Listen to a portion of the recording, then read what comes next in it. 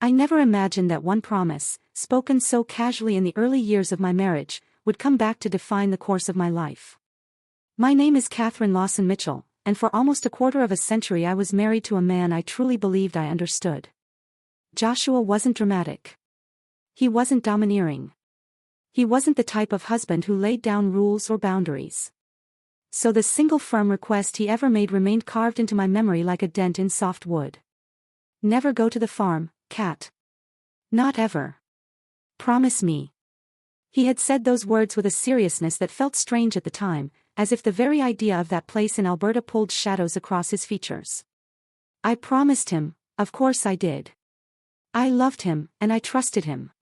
And for 24 years, I kept that promise without truly understanding why it mattered so much to him. Then he died. It's strange how your life can tilt on its axis in a single afternoon. One moment, I was teasing him about the way he always left the sugar spoon in the coffee cup. The next, he was collapsing on the kitchen tiles, his fingers twitching against my palm as I screamed his name. Joshua was gone by the time the ambulance arrived. A heart attack, they said. Sudden, unexpected, the kind of tragedy that leaves shock sitting inside your body like a stone you can't get rid of. At 52, I became a widow. And the hollow space his absence left inside me was something I didn't know how to fill. Our daughter Jenna, 27 and hurt in a way she tried to hide behind anger, barely spoke to me at first. We grieved differently, me quietly, her explosively, and that created an ache between us I didn't know how to bridge. 2 weeks after the funeral, I found myself sitting in the office of Joshua's lawyer, a tidy man named Mr. Winters. His brown-paneled walls felt suffocating as he stacked papers in front of me. Estate documents. Bank accounts. Insurance details. It all felt cold and transactional, as if Joshua's whole existence had been reduced to signatures and notarized seals. Mrs. Mitchell, he said gently, noticing the way my mind kept drifting into the fog of grief, there's one final item your husband instructed me to handle personally. He slid a small wooden box across the desk. Inside it was an old brass key on a maple leaf keychain, and a sealed envelope with my name written in Joshua's neat, familiar handwriting. The sight of it knocked the breath from my lungs. What is this key for? I asked quietly. A property, Mr. Winters replied. Your husband purchased a farm in Alberta 3 years ago. He left instructions that you were only to learn about its existence after his passing. A property? I repeated, stunned. Joshua never owned anything besides our home. And he never. It was his childhood home, the lawyer interrupted softly. Legally known as Maple Creek Farm. He repurchased it under private arrangements. All taxes have been prepaid for 5 years, and the deed is now entirely in your name. My pulse thundered in my ears. Maple Creek Farm. The place he had forbidden me from visiting. The place he refused to even speak about. I opened the envelope slowly, my fingers trembling. My dearest Catherine. If you're reading this, then I'm no longer beside you, and for that I'm sorry. There are things I couldn't tell you, not because I didn't trust you, but because I didn't want my past to cast shadows over our life. The farm is yours now. I bought it back and rebuilt it, not for myself, but for you. I know I made you promise never to go there. I'm releasing you from that promise. Please visit it, just once, before deciding what to do next. On the desk in the main house is a laptop. The password is the day we met, followed by your maiden name. I love you, Cat. More than you'll ever truly know. Joshua. I pressed the letter to my chest as tears spilled down my cheeks. Even in death, he was still surprising me, still steering my life in ways I wasn't prepared for. But Mr. Winters wasn't finished.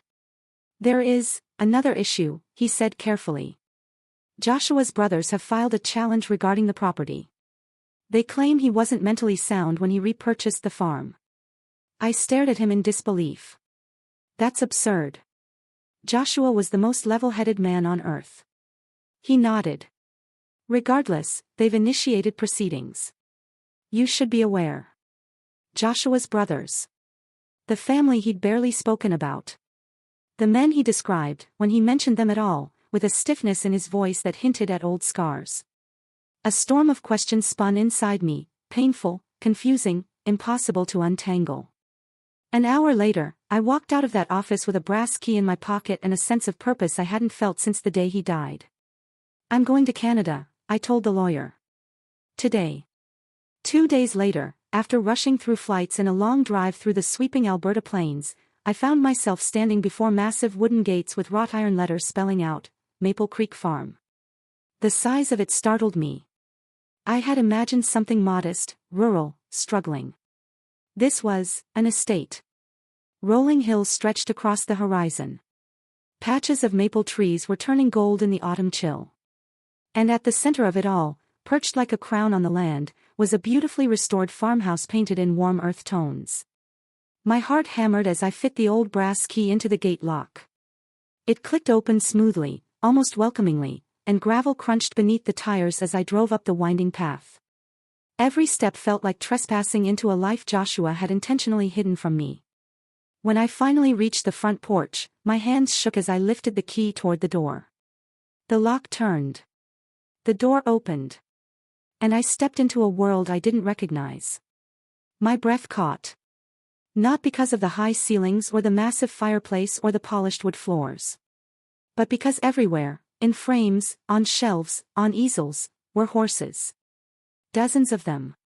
Paintings, sculptures, photographs. My passion. The one hobby Joshua always encouraged but never fully shared. My love for horses filled this home like a living heartbeat. And on a desk by the window, overlooking endless pastures, was a silver laptop with a single red rose resting on top of it. Before I could move toward it, the sound of tires crunching on gravel froze me in place. I hurried to the window and peered out. A black SUV had pulled up behind my rental car. 3 men stepped out. Tall. Hard-faced. Sharp jawlines identical to Joshua's. His brothers. They weren't smiling. My pulse spiked in my ears as they strode toward the porch, their confidence radiating off them like heat. The oldest one pounded sharply on the door. "Mrs. Mitchell," he called. "We know you're inside. Open the door.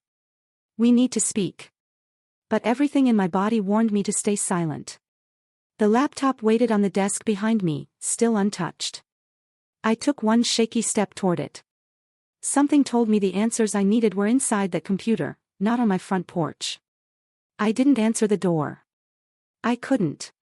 Something deep inside me whispered that opening it would shift everything in ways I wasn't prepared for.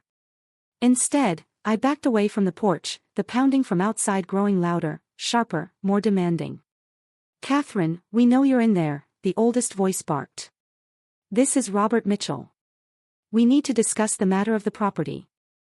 I didn't trust him. I didn't trust any of them. And now that I'd seen this house, seen how deliberately and lovingly Joshua had rebuilt it for me, I trusted them even less. He had protected this place until his last breath.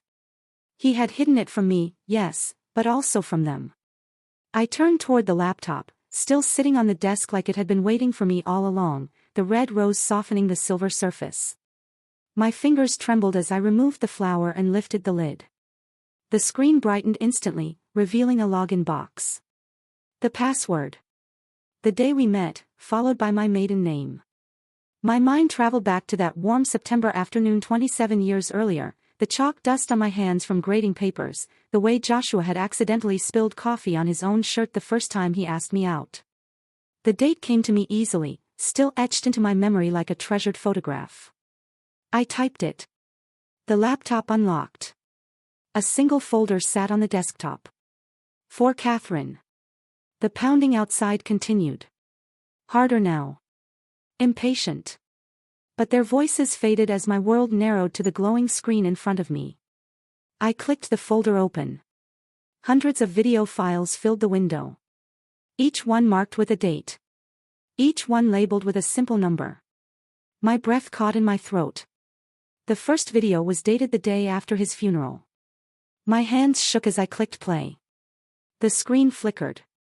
And then Joshua's face filled the monitor. Healthy. Vibrant.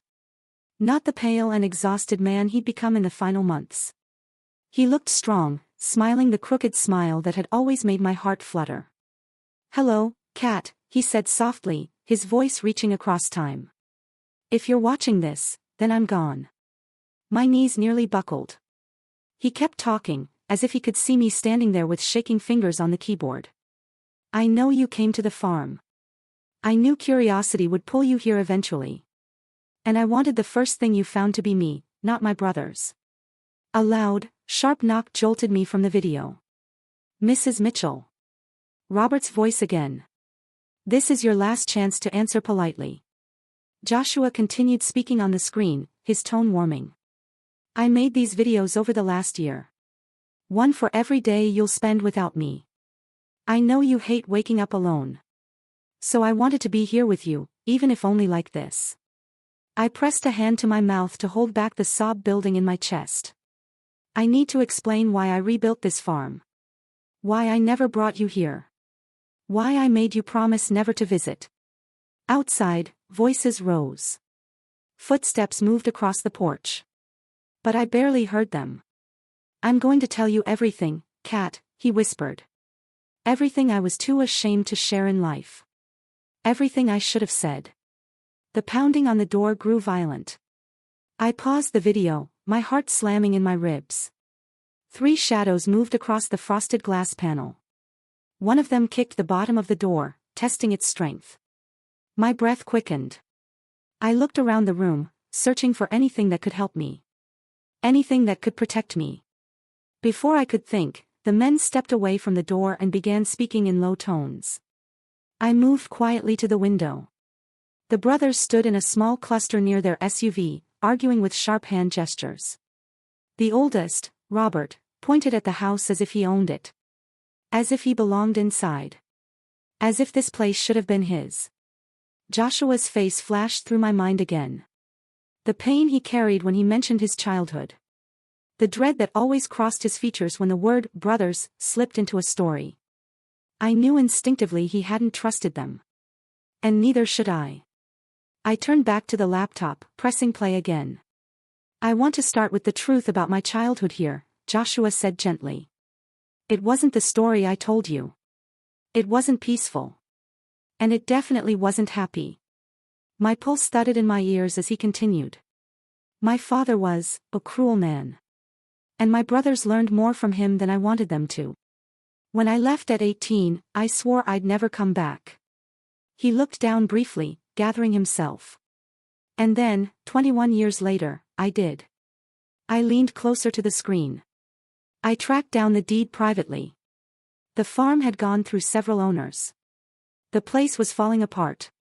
But when I stepped onto the land again, I didn't feel fear. I felt possibility. Outside, the Mitchell brothers were pacing now, checking their watches, one of them speaking furiously into a phone. I pulled my attention back to the screen. I bought it quietly, Joshua continued. Restored it piece by piece. Every beam, every fence, every tile, all chosen with you in mind. He glanced around at the room he was recording from, this very room. The realization made fresh tears gather in my eyes. I wanted you to have a place that felt like breathing. A place you could paint again. A place you could ride. A place that was yours. Not ours. Yours. He paused, swallowing. But I never brought you here. Because the past wasn't gone. And I didn't want to contaminate something meant for you with the shadows that still lingered for me. Suddenly, the crunch of tires on gravel cut through everything. Another car. This one with police markings. My stomach dropped. The Mitchell brothers straightened instantly. The video kept playing, but my panic drowned out the words. I rushed to the window.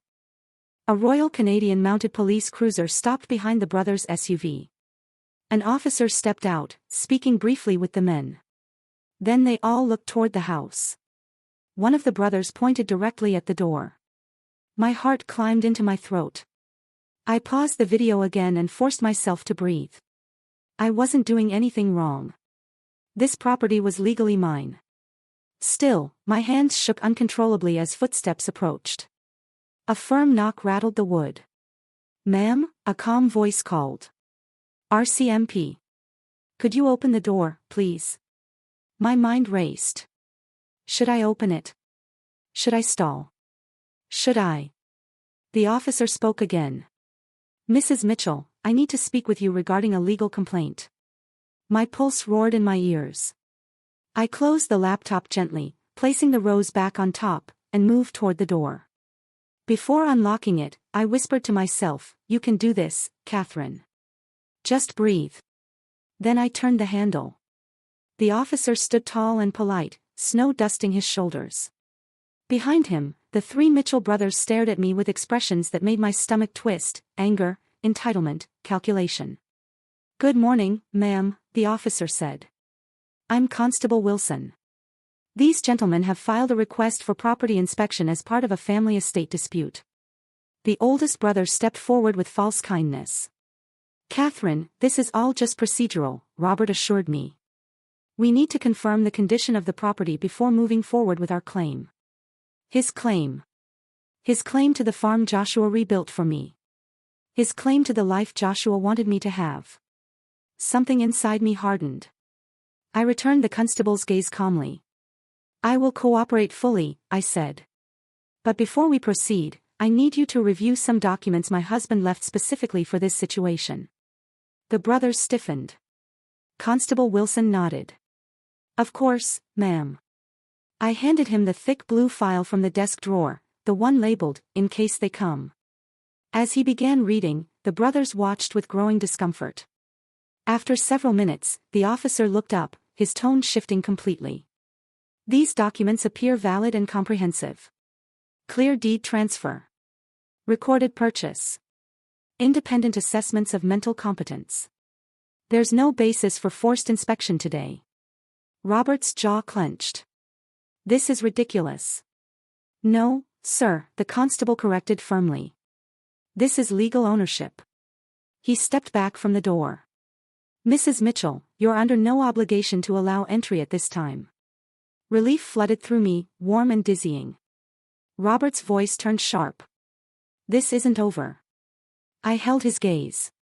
"It never is with people who believe they're owed something they didn't earn." The constable returned to his cruiser. The brothers silently retreated to their SUV. I watched them drive away, the tension draining from me only after their vehicle disappeared down the road. Then, with trembling legs, I closed the door behind me. I walked back to the laptop. Clicked play. Joshua's video resumed exactly where it left off. "I knew they'd come for the farm one day," he said quietly. "But I also knew you'd be stronger than you think." I wiped my tears and whispered to the screen. "I'm trying, Joshua. I'm really trying." I didn't sleep that night. Not even for a moment. After the Mitchell brothers and the RCMP cruiser finally disappeared down the long gravel driveway, I sat alone in the great room, the soft glow of the antique lamps brushing the walls in warm amber. The house felt vast around me, beautiful, quiet, and filled with a loneliness that only deepened every time I glanced at the laptop. Joshua's voice still echoed in my ears. "I knew they'd come for the farm one day." His tone had been gentle, almost resigned. As if he'd already lived through the fight I was just beginning. At midnight, I made tea I never drank. At 2, I tried sitting on the porch in the cold, hoping the crisp air would clear my head. By 4, I surrendered and padded barefoot back to the desk where the laptop waited patiently, like Joshua himself was still sitting beside me, asking me to understand the truth he'd never spoken aloud. I clicked on the next video. The screen lit up in the darkened room, illuminating the raw emotion on Joshua's face. He wasn't smiling this time. His eyes were soft and heavy, as if weighed down by years of memories he had never shared. "Kat," he began quietly, "I'm filming this one in the middle of the night too. Something about this place makes old ghosts louder." He took a breath. "I need to tell you what happened here when I was a boy." I leaned forward, instinctively bracing myself. "My father," he paused, his jaw tightening. "He wasn't the kind of man you could reason with. He believed hardship built character. And for him, that meant cruelty disguised as discipline." He lifted his eyes toward the camera with a mixture of shame and defiance. "Robert learned from him. Alan learned from Robert. And David, well, he learned to stay quiet." He exhaled, looking down. When I tell you I ran away from this farm at 18, I don't mean I left. I mean I ran. I didn't even take a suitcase. I left with a backpack and bruised ribs and the determination never to come back. My hand flew to my mouth. Joshua had never said any of this. Not once. He spoke about his childhood as if it was dusty and unremarkable. A place without meaning. But it wasn't without meaning. It was bursting with pain. I didn't tell you because I wanted to be someone different when I met you, he said. I didn't want to bring this darkness into our home. You were light, Kat. You were everything soft and good. Then he smiled, broken but real. But when the western oil fields were discovered near Maple Creek, word reached me through a distant cousin. Suddenly, the land my father once called worthless had become desirable. His expression hardened slightly. And I knew my brothers would come sniffing around. That's the kind of men they became, always searching for opportunity, never considering who gets trampled in the process. He gestured around him. So I bought it. Quietly. Legally. Permanently. And then I rebuilt it. A soft rustling sound off-screen made him glance toward the window of the old farmhouse he recorded from months earlier. That day I signed the deed, I made myself a promise. That this place, which took so much from me, would one day give something back to the only person who ever made me feel whole. He held the camera with both hands now, leaning in. You.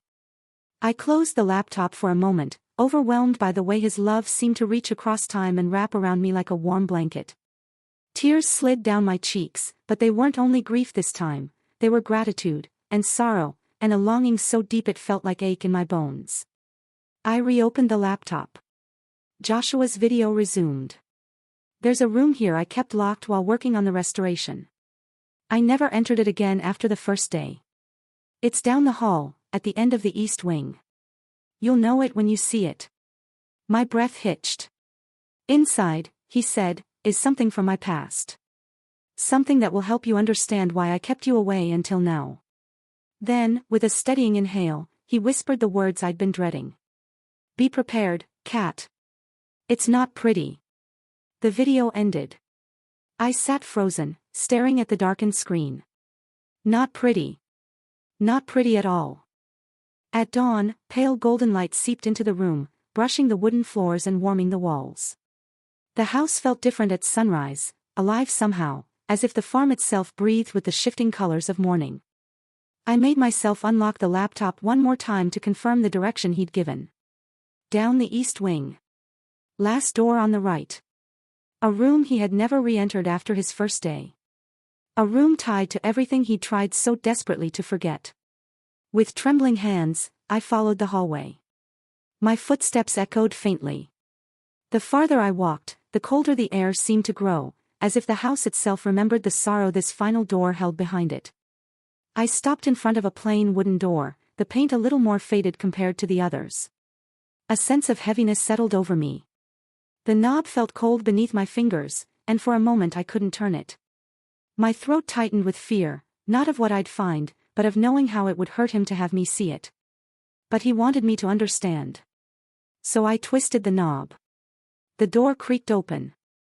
The air inside was stale, untouched for years.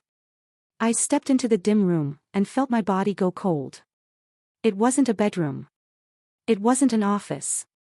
It was a small, narrow space, bare except for a wooden chair in the center. A frayed leather strap lay beside it. In one corner, faint grooves lined the floorboards, deep and repeated, like marks carved by years of restless movement. On the far wall, the old wallpaper was peeling, revealing angry scratches underneath. I didn't need Joshua to explain this part. It was punishment. It was confinement. It was the reason he ran away at 18. This room had been his father's idea of discipline. I staggered backward, covering my mouth as nausea rolled through me. No wonder, I whispered. No wonder he never came back. Just as my breath steadied, something caught my eye, the only intact item in the room. A small wooden box sat atop a dusty shelf. Hands trembling, I opened it. Inside lay a handful of old, faded photographs. Not of the farm. Not of landscapes. Of a horse. A chestnut mare with a white blaze down her nose. On the back of every photograph, in Joshua's teenage handwriting, was the same name. Phoenix. A sudden tightness clamped around my heart. He had never told me about Phoenix. Not once. But I understood instantly. She had been the one bright thing in his dark childhood. She was the reason he loved my paintings of horses even if he didn't care much for them himself.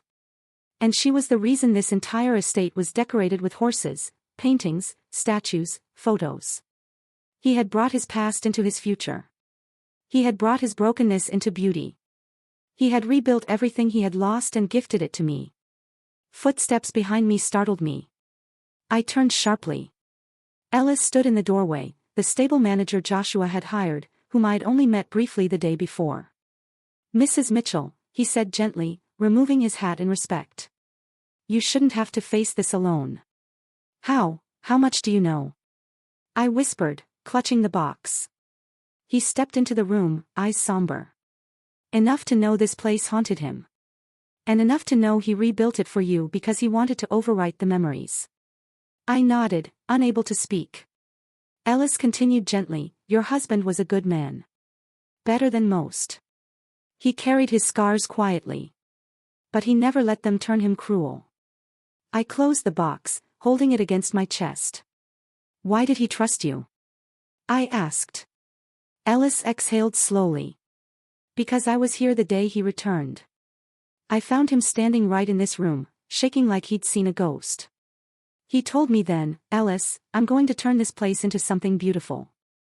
I'm going to build a life here with the woman I love.'" My throat tightened. "And he did," Ellis said softly. "He did, ma'am." A long silence passed. Then Ellis cleared his throat. "There's something else you should know." I lifted my gaze. "The brothers will be back," he said. "It won't be long. They're angry, and men like them don't accept defeat easily." "I know," I whispered. "And they aren't just after the house." A cold chill slid down my spine. "What do you mean?" I asked. Ellis stepped closer, lowering his voice. "This land, your land, holds more value than they've told you. There's something else beneath it. Something Joshua discovered before he died." I swallowed hard. "Oil?" I whispered. Ellis's eyes flicked toward the window, scanning the driveway as if worried someone might be listening. "Not just oil," he said. My breath caught. "There's a deposit under this property that's larger than the company's claimed publicly. Joshua confirmed it through private surveyors. And that's why his brothers will do anything to get the land from you." The wooden box in my hands suddenly felt heavy, like a weight of responsibility. "Are you saying," I struggled. Ellis nodded. "This farm is worth a fortune. More than you can imagine." A low hum filled my ears. Joshua had known. He had known all of it. And he'd still chosen to leave everything to me. I closed my eyes and whispered his name like a prayer. "Joshua, what were you preparing me for?" For the next several hours, I wandered around the farm in a kind of dazed clarity, the revelations from that locked room echoing through my mind like a sharp wind sweeping across an empty field. Every step I took felt heavier than the last, not because the house frightened me, but because I finally understood the weight Joshua had carried alone. His childhood had been carved into these walls. His pain was built into the floorboards. But his love was everywhere too, stitched into every detail he created for me. When I arrived at the stable, the morning sun filtering through the maple trees, I saw the horses watching me with quiet curiosity. Midnight, Joshua's striking black Frisian, leaned over the stall door as soon as I approached, nuzzling my shoulder gently like he could sense my sadness. The other horses observed me too, the Andalusian mare, the two chestnut quarter horses, the tall-boned thoroughbred, and the gentle Appaloosa with mottled fur. They were all beautiful. And they were all his final gifts. Ellis appeared beside me with a feed bucket, giving Midnight a firm pat on the neck. "He always said this one reminded him of a dream he had as a kid," Ellis murmured. "A horse he could run away on. One that could carry him somewhere better." I swallowed the lump forming in my throat. "Phoenix," I said softly. Ellis's brow lifted. You found the photos. He kept those safe all these years. I did, I whispered. He never told me about her. He nodded slowly. Some memories hurt more when spoken aloud. We stood in silence for a moment, the horses shifting gently in their stalls, warm breath puffing into the chilly morning air. Ellis, I said after a long pause, you said Joshua discovered something under the land. Something the brothers don't know the full truth about. He hesitated. I did. And it's more than just oil. Another silence stretched between us. Finally, he exhaled.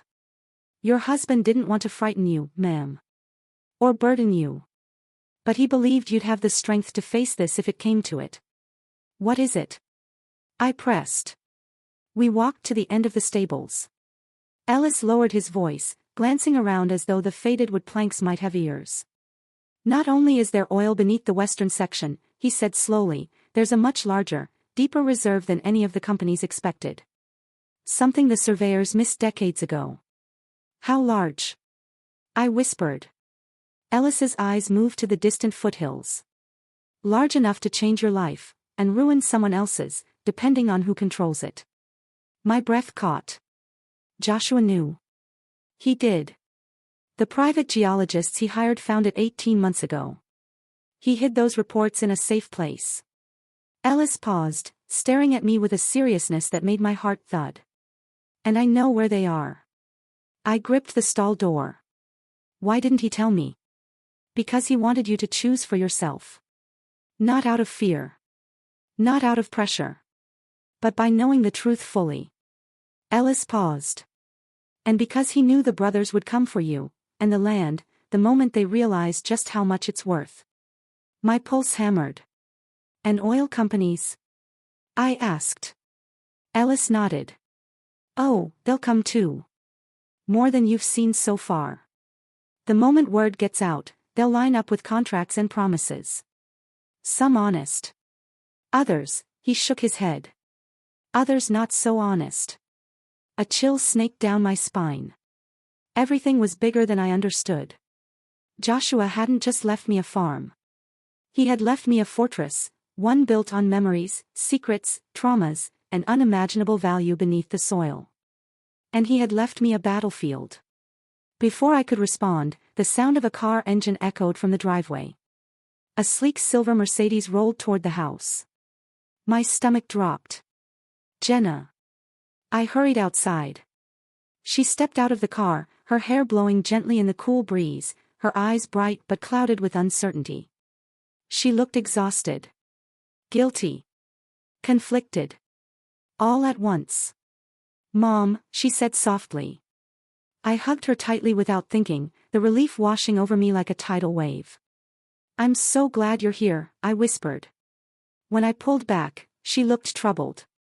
Uncle Robert called me again this morning. My jaw tensed. And what did he say? He apologized. Again. Said yesterday was just a misunderstanding. Said you were under stress, and maybe you misread the situation. She swallowed. But why would he say that if the police already told them to leave you alone? Because they're manipulative. Because they're calculating. Because they know you're their easiest path in. Those were the answers swirling in my mind. Instead, I asked, did you believe him? Jenna hesitated. I don't know. Maybe. He was so sincere. Sincere men don't show up with police officers and forged paperwork, I said gently but firmly.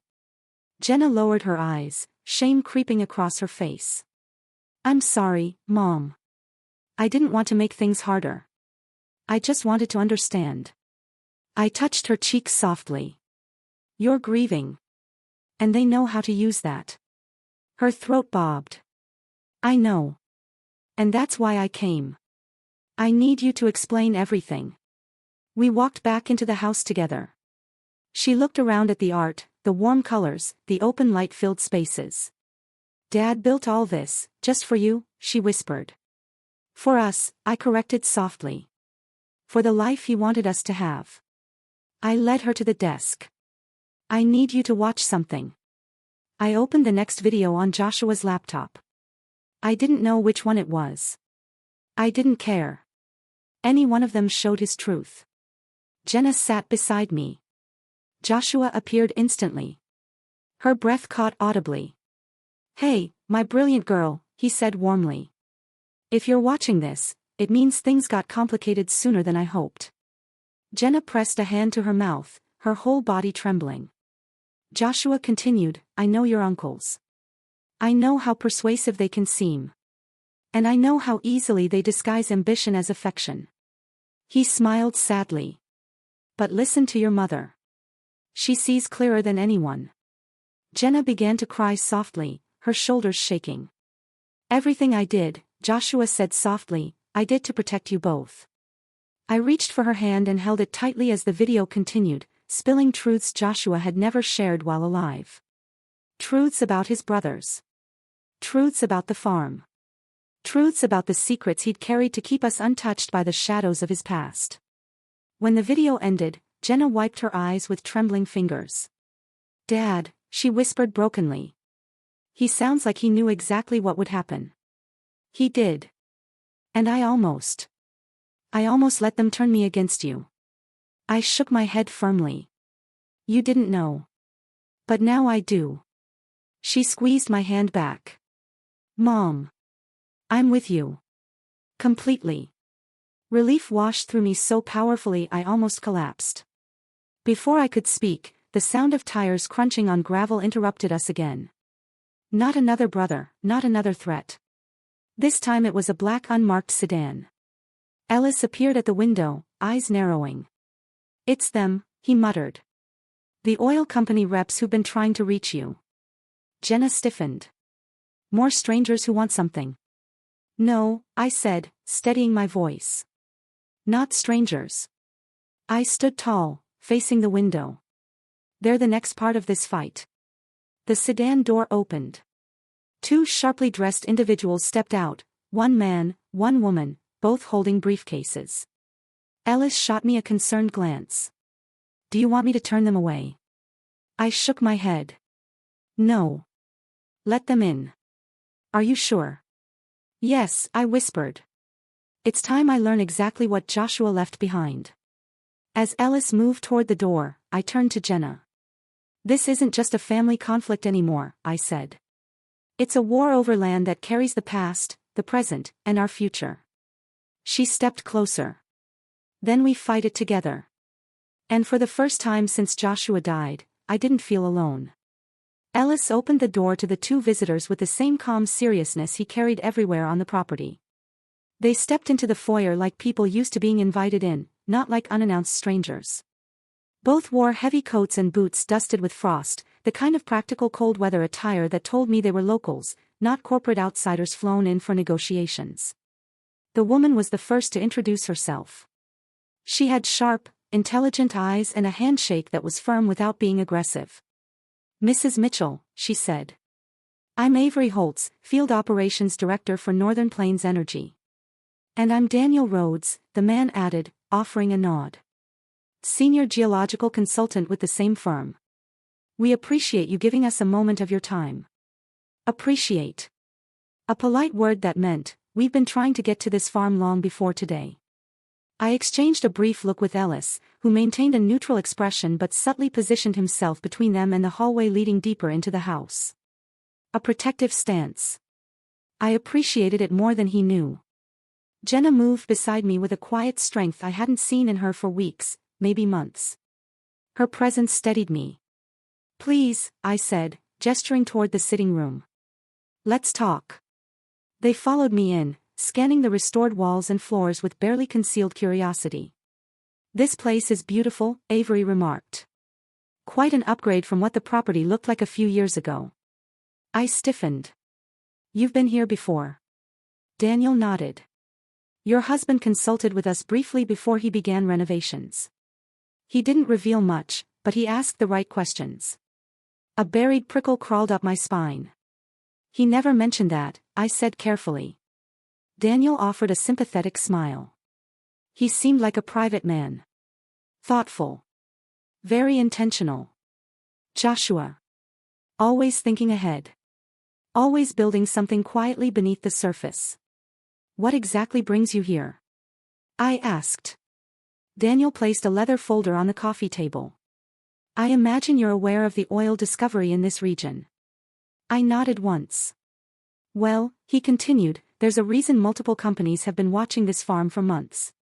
There are geological indications that your husband's land may sit on a formation deeper and richer than publicly disclosed. Jenna exhaled shakily. We've heard something like that. Avery leaned forward. What you may not know is that this land could hold one of the largest privately owned deposits in Western Canada. The room seemed to tilt slightly. Even expecting confirmation, hearing it aloud was something else entirely. And you want it, I said quietly. Avery blinked in surprise. We want to discuss possibilities, Mrs. Mitchell. That's all. Your husband refused every offer we made during his lifetime. We respected that. But now that the estate has transferred to you, it seemed appropriate to open a conversation. Conversation. Another polite word. A soft introduction to a hard pursuit. What kind of conversation? I asked.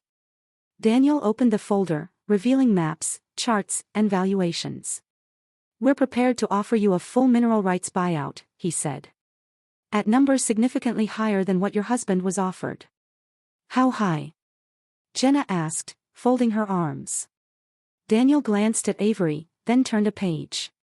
A preliminary valuation places it between $60 and $80 million. My breath caught. Ellis went still. Even Jenna's eyes widened before her face hardened again. And that's a conservative estimate, Avery added softly. The deeper reserve could push the number far beyond that. The map spread across the table was terrifying in its implications, marks, clusters, depths, estimates, all centered on one fact. Our land was a goldmine. But something about the way Joshua had built this place, carefully, quietly, lovingly, told me he had not wanted the farm to be reduced to numbers on a corporate ledger. What would happen to the land?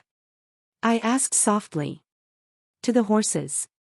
To the house. Daniel hesitated. Avery answered. It would depend on the chosen extraction method. Some approaches are more invasive than others. Meaning, the land could be torn apart, reshaped, stripped. Joshua had poured his heart into restoring this farm. He had rebuilt memories, reformed trauma, created beauty. He had given me a sanctuary. And now, companies wanted to rip it open for what lay beneath. And yet, $60 to $80 million. The kind of wealth that solved problems before they existed. I felt a swirl of guilt at even acknowledging the temptation. Jenna watched me with a conflicted expression. Mom. I shook my head, needing clarity. Please give us a moment. Avery nodded. Of course. We'll wait in the foyer. When they left the room, closing the door behind them, I pressed my hands to my face. Jenna sat beside me. Mom, she whispered, what are you thinking? I'm thinking your father, I murmured. I'm thinking he rebuilt this place knowing all of this. He didn't take the money. Why?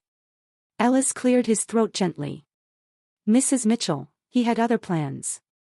I lifted my gaze. What plans? He hesitated, then stepped closer. There's something Joshua didn't want anyone to find unless he was gone. He touched the brim of his hat. If you're ready. I'll show you. Show me what? I asked. The documents, he said quietly. The ones he hid. My heart thudded. Where? He glanced toward the back of the house. Follow me. Jenna joined us as we walked through the hallway, past the art studio, past rooms filled with sunlight and warmth, until Ellis stopped at a narrow service door I hadn't noticed before. What is this? I asked. Storage, he said. Or what it used to be. He unlocked the door with a small brass key, and a rush of cool air swept over us. A staircase spiraled downward into darkness. Jenna grabbed my arm. Mom. It's safe, Ellis assured us gently. Joshua built it himself.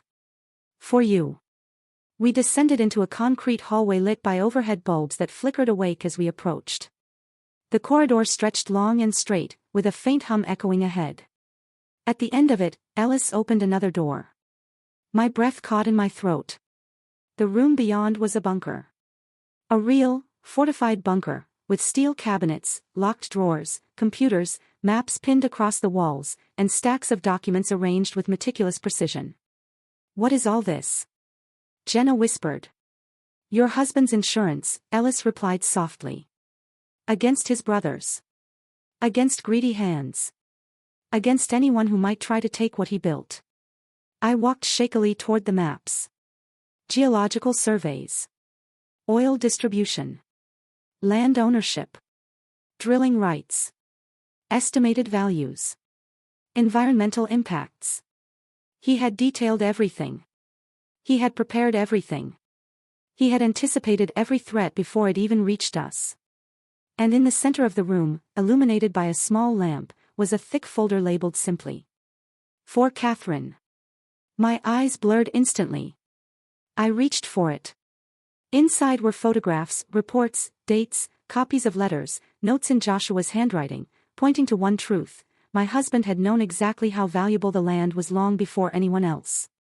And he had fought like hell to keep it safe. "Your husband was no fool," Ellis said gently. "He knew what he was protecting. And he knew who he was protecting it from." I swallowed hard. "His brothers. All three of them," Ellis said. "They've been waiting for years to pounce. Joshua made this room to fight them even after he was gone." Jenna wiped tears from her cheeks. "Dad was preparing for a war." "He was," I whispered. "And now it's ours." When we returned upstairs, Avery and Daniel were waiting. "Have you considered our proposal?" Avery asked carefully. "Yes," I said, standing tall. "And I'd like to propose something in return." Avery blinked. "Go on." "I'm willing to meet again," I said slowly. "But not today.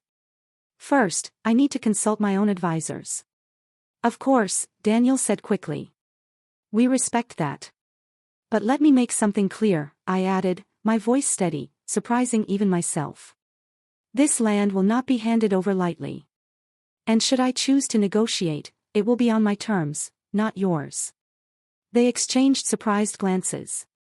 "We understand," Avery said. "We'll wait for your call." After they left, I closed the door behind them and leaned against it with a long exhale. "Mom," Jenna whispered, "you were incredible." "No," I murmured. "Your father was. I'm just following the path he built for us." Ellis nodded respectfully. "The brothers will hear of this soon. And they won't sit quietly." "Let them try," I said, lifting my chin. "We're not alone." I walked back to the great room, where the laptop still rested on the desk, the red rose growing slightly wilted but still lovely. I opened it. The next video loaded automatically. Joshua appeared, sitting on the porch step of the old farmhouse, sunlight turning his hair warm and gold. "If today was the day they approached you," he said softly, "I want you to take a breath. They'll come with promises. With numbers. With flattery. But they don't know you the way I do." He smiled gently. "You're stronger than they expect. More brilliant than they deserve. And I trust you to guard what I couldn't finish in my lifetime." My throat tightened painfully. "I love you," he whispered. "Enough to trust you with all of this." I closed the laptop slowly, holding my hand over the cover as if it were his hand instead. "I won't let you down," I whispered into the silence.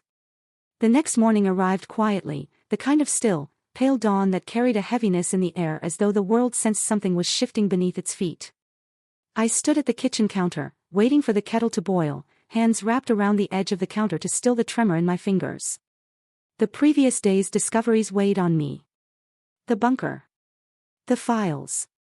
Joshua's meticulous preparations. The oil rep's offers. The approaching storm that was no longer hypothetical but inevitable. When the kettle clicked, I poured steaming water into my cup and stared out the window at the frost-covered pasture. Ellis's truck rolled up the driveway minutes later. He stepped out and walked toward the porch with the same steady, deliberate stride he always had. But today, something in his expression was different, tighter, more watchful. I met him at the door. They came? I asked. He nodded once. Not the company. The brothers. My stomach tightened. All three. All three, he confirmed. They're parked just outside the gate. I told them you weren't receiving visitors, and they said they're not leaving until they speak to you. Jenna walked into the hallway, her hair tied up, wrapped in one of Joshua's old sweaters. When she heard the words, she stopped mid-step. They're here again, she whispered, anger and disbelief blending into something sharper. Ellis nodded again. They look cornered. Cornered people can be dangerous, I murmured. Exactly why I'm telling you before they try something stupid. I took a breath, long and unsteady. What do they want now? Whatever they wanted before, Ellis said quietly. Only now they've realized they're running out of time to get it. I closed my eyes. For weeks, they had swarmed like vultures, calls, visits, pressure, fake documents, manipulation. And now, learning about the oil reserves would push them from desperation into outright aggression. What should we do? Jenna asked. I turned to her. We don't hide. Ellis's eyebrows lifted slightly. You sure? I'm sure, I said, feeling something in my chest settle into place. If they want a conversation, they'll get one. But not inside the house. We stepped out onto the porch. The cold morning breeze sliced across my face as I saw them, Edward, Robert, and Thomas, leaning against a black SUV near the entrance gate. When they noticed us, their postures shifted almost in sync, like a pack adjusting formation. Edward, the oldest, forced a smile first. Catherine, he called out. We just want to talk. Talk. Every time they used that word, trouble followed. Jenna stepped closer to me, crossing her arms tightly over her chest. We walked as far as the end of the driveway, stopping several feet short of them. I didn't want them near the house, near the horses, near my sanctuary. What do you want? I asked. Edward straightened. We want to clear the air. To resolve this peacefully. There's nothing to resolve, I said calmly. Robert scoffed. Come on, Catherine. Don't act like we're the villains here. Jenna stepped forward.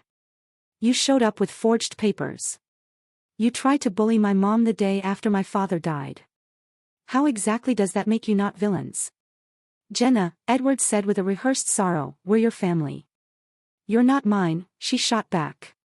Not after what you did. Thomas shifted uncomfortably, looking between us as though he wasn't sure whether to push harder or retreat. Edward's facade cracked. We know what the land is worth, he said sharply, dropping all pretense. You think we're blind? There it was. The truth stripped of politeness. You've known for years, haven't you? I asked. You pressured Joshua about it and he refused. So now you're pressuring me. Robert stepped forward. It's not pressure. It's common sense. You're alone here. You don't know the oil industry. You don't have the resources. You need us. No, I said quietly, I don't. You have no idea what you're getting into, Edward snapped. This is bigger than you. Then it's a good thing Joshua prepared me for bigger things. Their expressions flickered, fear, confusion, anger. We're offering to help you, Thomas said weakly. Help yourselves, you mean, Jenna murmured. Edward clenched his jaw. If you don't sell, even partially, you'll drown in legal complications, corporate warfare, resource battles. You're not built for that. I wasn't built to lose Joshua either, I replied softly. But I survived that too. For a moment, none of them spoke. Edward exhaled. We're trying to make this easier for everyone. You're trying to make it profitable for yourselves, I corrected. Robert's face hardened. You think we're going to walk away empty-handed after all these years? After everything Dad built? My eyes narrowed. Your father built a legacy of cruelty and fear. Joshua rebuilt this place with love. You don't get to inherit what you didn't honor. Silence. Thomas finally spoke, his voice trembling slightly. Please. Catherine, we're running out of options. That sounds like your problem, I said coolly. Not mine. And finally, Edward snapped. You won't survive this alone, he shouted, stepping forward. Ellis moved between us before he could come closer. That's far enough, Ellis warned. Edward glared at him. Stay out of this, old man. Ellis didn't flinch. Not happening. The brothers exchanged looks, realizing they had lost control, that their intimidation had failed, that the woman they expected to manipulate was no longer the woman standing in front of them. Thomas was the first to break. We're not done, he muttered, turning away. Edward followed, though his eyes burned like coals. Robert lingered a moment longer, as if hoping I'd break, flinch, or waver. I didn't. He spat onto the ground and climbed into the SUV. The vehicle pulled away with a roar of gravel, disappearing down the long road. I exhaled a breath I didn't realize I'd been holding. Jenna released a shaky sigh. Mom, that was, wow. Ellis looked at me with a quiet pride. Joshua would have been damn proud. I swallowed hard. I hope so. The rest of the day passed in a blur of paperwork, consultations, and messages from the oil company. The world outside the farm was waking up to what lay beneath it, and their interest intensified by the hour. But something inside me had shifted. I no longer felt like a widow trapped in a storm. I felt like a guardian standing at a gate. That evening, just before sunset, I returned to the porch with the laptop. I knew there were still videos I hadn't watched, and I needed to hear more of Joshua's voice before facing another day. I opened the next one. He sat by the oak tree, wearing his old plaid shirt, the one he had worn when we planted lavender behind the house. If you've gotten this far, my love, he began, it means you're stronger than you think. His eyes softened. And if our brothers have come after you? I know you stood tall. You always did, even when you didn't believe it. My hand trembled against the laptop. There's one thing I need you to remember, he said softly. The land is important. But you are everything. Whatever you decide, whether you keep it, fight for it, sell it, or build something new, you're not betraying me. You're not erasing me. You're living. And that's what I prayed you'd do. Tears slid silently down my cheeks. I love you, he whispered. Enough to let you choose your life. And enough to trust you with mine. The screen faded to black. I closed the laptop gently, pressing my forehead to the cover. I'll do right by you, I whispered. I promise. The next morning, I walked out to the pasture alone. The horses stirred as I approached. Midnight trotted to me first, lowering his head so I could stroke the soft velvet of his muzzle. You're safe, I murmured to him. All of you are safe. A wind swept across the land, rippling through the grasses like a whispered blessing. I knew then what I needed to do. Not sell. Not surrender. Not run. But protect. Not because Joshua had done it. But because now I wanted to do it for myself. Jenna stepped onto the porch, her scarf fluttering. Mom, she called. What now? I turned back to her, the sunrise warming my face, the farm glowing behind me, steady and strong. Now, I said, we build the future on our terms. She smiled, a wide, proud, relieved smile. And for the first time since Joshua died, the world didn't feel broken. It felt possible. It felt mine.